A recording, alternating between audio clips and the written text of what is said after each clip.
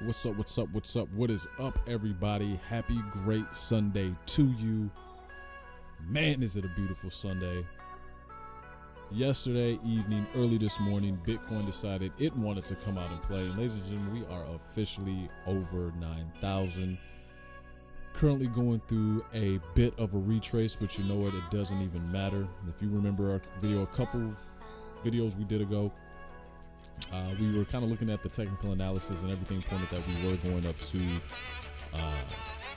9,000. Just going to tighten this up here. We talked about it was somewhere in this range right here. We're just going to go ahead and move into the day range. All right. Now, the thing I want you guys to pay attention to is looking at a lot of these charts here. Right here is kind of where we were looking at going into 9,000. And as you know, we kind of hit these two big legs down.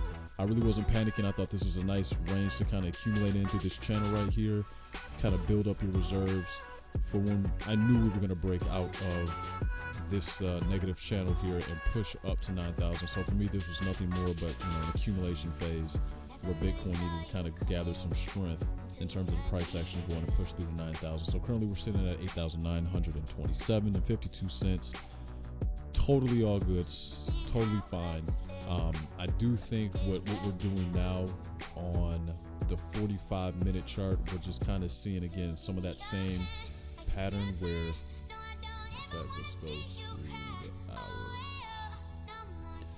Or again, yesterday here we were kind of hanging out about 90, 400, 93, 91 there, and we kind of took a little mini leg down, and what we're doing here is kind of traded sideways for a little bit before taking a little small plunge. To me, when I see this is nothing more than building strength to go up. So I think if this candle wick on the 1 hour and even going into the 4 hour closes in a bearish manner, I think what you're going to see here is us starting to develop the legs to kind of move closer to 9,200, 9,300, possibly even 9,500. And again, if we get to 95, it's pretty safe to say that we're going to go to 10,000.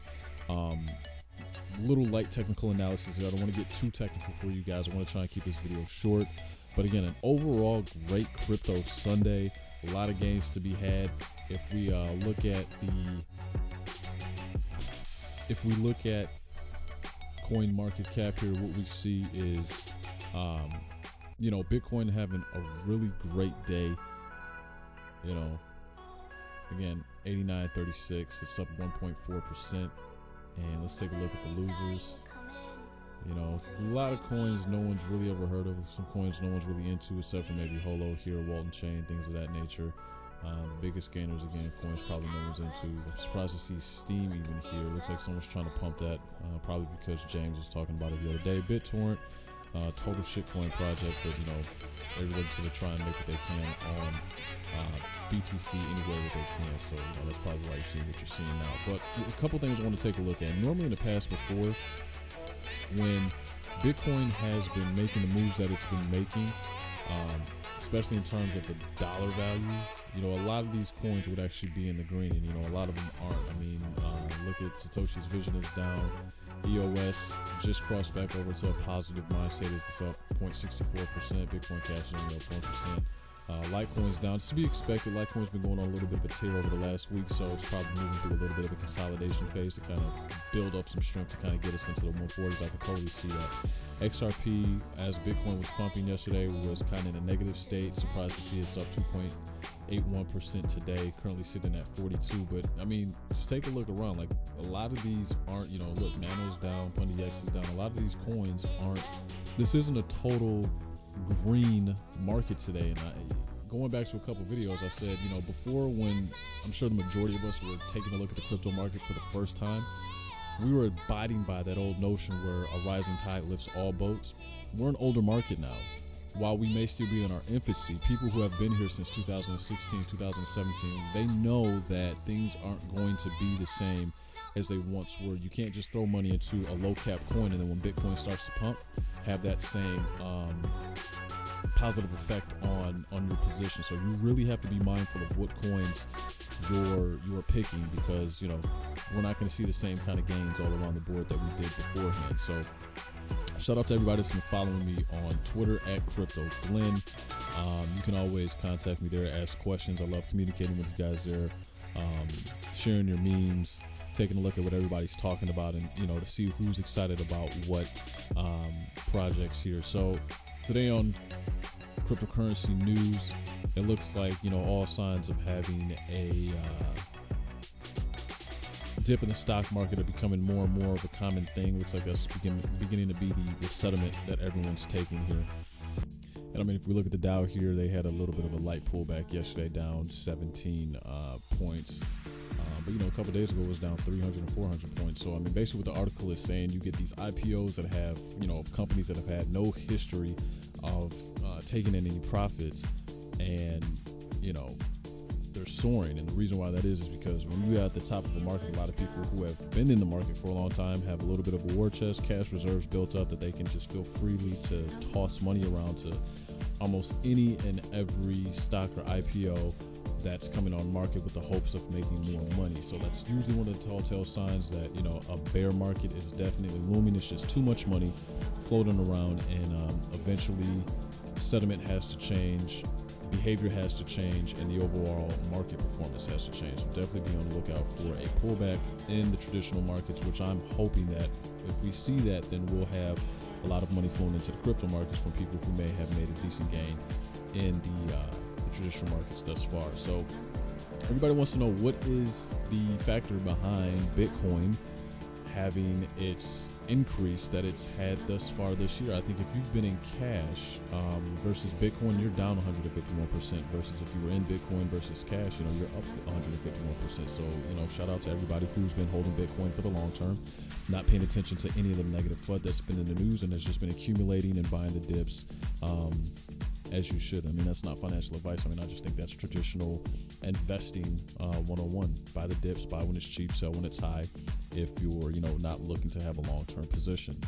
So basically what they're saying is one of the reasons behind the factor, one of the reasons behind the rally is earlier this week Bitcoin was hovering around 8,100, and what happened was the 10 volume of Bitcoin refers to the variable volume of the asset based on the methodology presented by Bitwise, assessment management, which found that only 10 exchanges in the Bitcoin market have real daily volume over $1 million, with the exception of BitMEX. So I mean, it sounds like we're going through a lot of house cleaning here.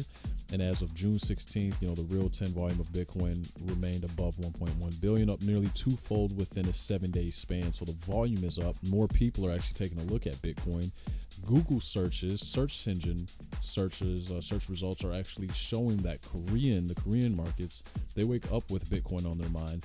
They're, that's one of the first things that they Google as soon as they wake up, is to check the performance of Bitcoin. Also, I believe I read a report that said in California and New York, people are Googling how to buy Bitcoin. And as we saw in the last bear market, one of the predecessors, or one of the precursors to the Bitcoin bull market actually happening, was people constantly looking at Bitcoin, how to buy it, what is it, where do you get it, do you have to buy a whole one, and things of that nature. So, if we're taking a look at this thing, I think we're starting to see a lot of telltale signs that suggest that we are moving into really the next early stages of the next bull market.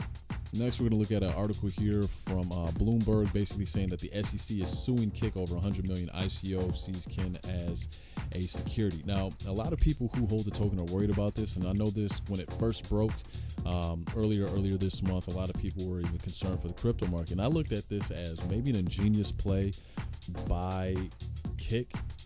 They're essentially going to force the SEC's hand, because the biggest issue with everyone who does an ICO and people who are trying to launch exchanges and, people who are just trying to get into the crypto space altogether, they're saying, hey, the SEC isn't giving us any clear definition, rule of where the line is and what we can do to make sure we don't cross it. They just say, hey, just make sure you don't cross the line. And if you do cross the line, we'll let you know that you've crossed the line by fining you. Now, I personally don't think that's right.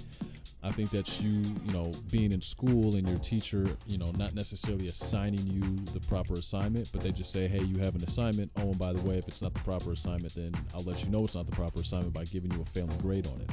So I think Kik is actually going to be one of the unsung heroes of the crypto market this year, as by this lawsuit taking place in federal court, one way or the other, we're going to get an idea of just what that line is, where it is, And how do we know, or how do people who are getting into the crypto space, who are launching projects, how will they know if they've crossed the line? So sometimes I think the bigger lesson to be learned here is sometimes you just have to force people's hand, and just keep in mind that it's better to ask for forgiveness than it is to ask for permission. So I like what Kick's doing.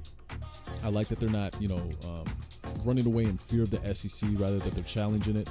And I think this is going to go for the greater good of the crypto space, because again, like I said, moving forward, we'll know exactly where that line is, what we can and what we cannot do. And I think in order for us to get to the next stage in the crypto space, it's important for us to have those guidelines. And, for the US to bait on their chest and to claim that they're the trailblazers that they are, but to really be taking their sweet time in terms of laying out rules and regulations for, their citizens, I'm actually kind of happy to see that this is happening. So, good job to Kick for forcing the SEC's hand to, finally give us some clarity and regulation. I'll be keeping a close eye on this case because I want to know exactly how it plays out to kind of see what does this mean for the crypto space in the U.S., but more importantly, what does this mean for the crypto space for companies who have launched ICOs that have allowed American investors to take place, because I like what crypto stands for. I like that it's going to be a way for a lot of people who maybe don't come from a traditional